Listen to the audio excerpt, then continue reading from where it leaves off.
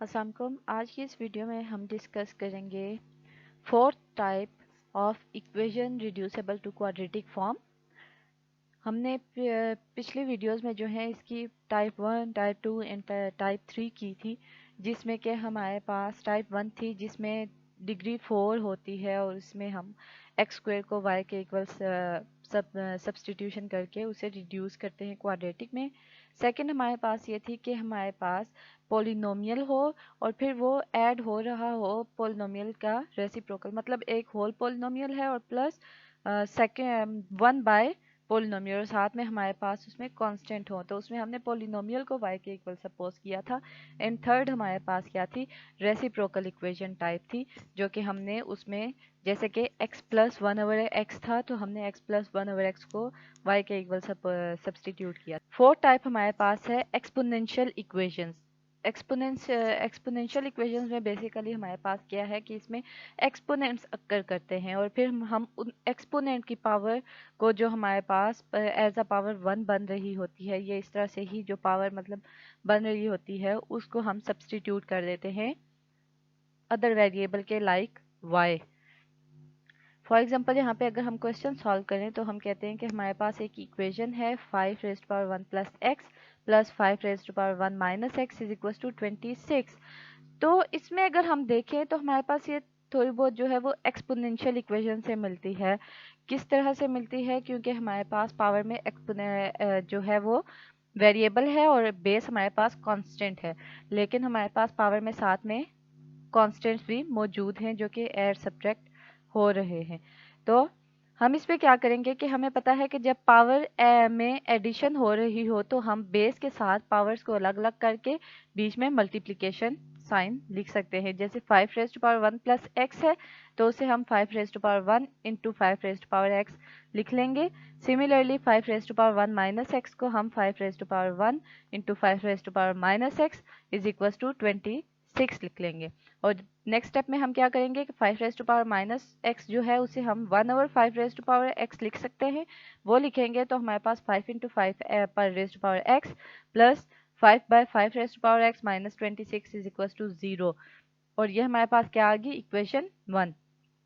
अब इसमें हम दो तरह से कर सकते हैं कि हम या तो सबसे पहले हम एलसीएम ले लें और एलसीएम के बाद हम 5 रेज़ टू पावर एक्स को y के इक्वल सब्सटीट्यूट कर लें, या फिर जैसे मैंने किया है कि यहाँ पे मैंने इसी इक्वेशन जो हमारे पास इक्वेशन 1 बनी है इसी में 5 रेज़ टू पावर एक्स को y के इक्वल पुट कर लिया, तो हमारे पास कुछ इस तरह की इक्वेशन आ जाएगी कि जहाँ जहाँ हमारे पास 5 रेज़ टू पावर एक्स है वहाँ वहाँ हमारे पास y आ जाएगा।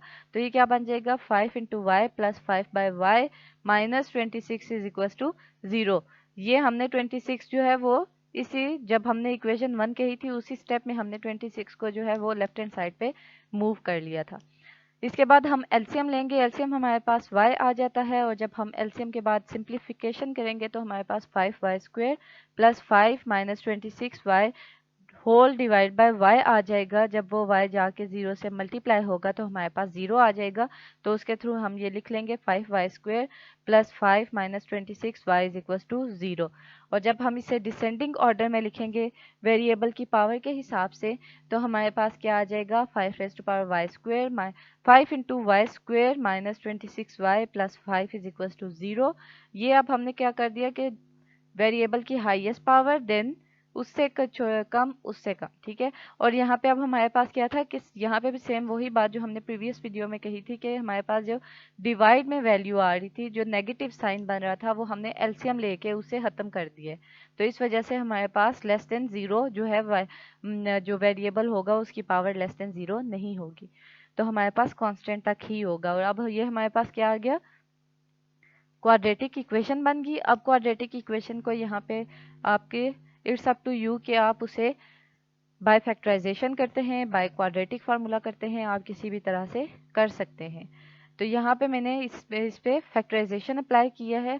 फैक्टराइजेशन में मिड टर्म ब्रेक, उसमें क्या करते होते हैं हम, अगर थोड़ा बहुत उसको ओवरव्यू करें कि हम फर्स्ट एंड लास्ट को मल्टीप्लाई करते हैं, देन उसके बाद जो हमारे पास कांस्टेंट बनते हैं उसका हम पेयर्स बनाते जाते हैं, और जो पेयर सेटिस्फाई करता है ऐड सब्ट्रैक्ट करके मिडल वैल्यू आती है, और मल्टीप्लिकेशन के बाद फर्स्ट एंड थर्ड को जब हम मल्टीप्लाई करते हैं जो वैल्यू आती है उसके इक्वल हो, तो वो हमारे पास जो है वो हम यहाँ पे लिख लेते हैं।